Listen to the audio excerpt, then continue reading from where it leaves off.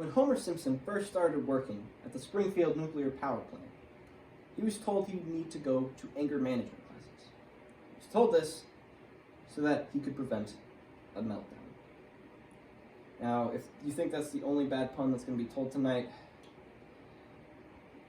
read the title at your own risk. I'm Al Western, and I'll be talking about nuclear power generation. First, an overview. I'll go over a brief history of the generation of nuclear power. Then I'll talk a little bit about the organizations involved in it. I'll go into the costs associated with generating nuclear power. Then I'll develop a little bit of a schedule for how long it would take to create a nuclear power plant. I'll go into a little bit of the challenges associated with nuclear power. I'll talk a little bit about the new technology that could be coming up. And finally, I'll conclude, hopefully without saying too many bad puns. First off, the Manhattan Project. During World War II, the United States wanted to create a bomb that could end the war. We did this by splitting an atom. Turns out, that produces a lot of energy. This project was led by J. Robert Oppenheimer, this fine gentleman right here.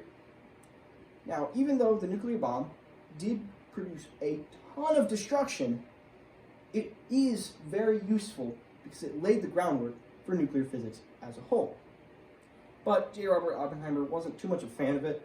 He was known for famously saying, "I am death, the destroyer of worlds," after seeing the nuclear bomb explode for the first time. The organizations involved in creating nuclear power are first the United States Department of Energy, the United States Energy Information Administration, and the United States Nuclear Regulatory Commission, among others.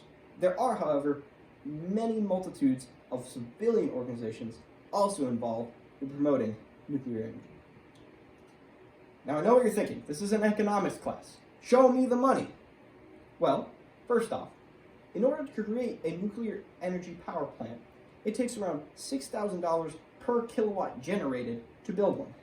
This is opposed to a coal power plant, which is around $3,000.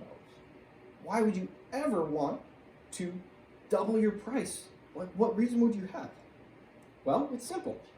Nuclear energy produces 1.5 to 2 times greater energy than coal and gas. It's honestly an open and honest trade-off, and you get your money's worth.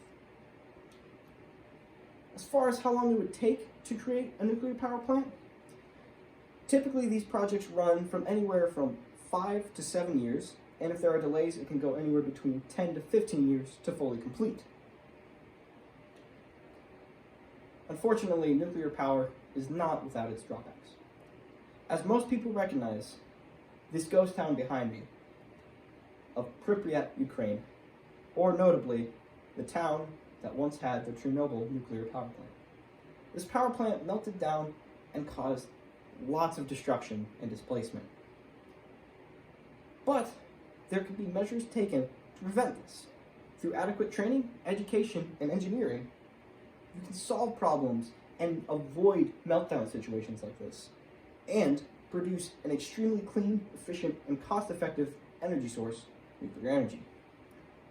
One other way to do that is to better your technology. And by that I mean the creation of fusion. Wrong fusion. Fusion I'm talking about is nuclear fusion.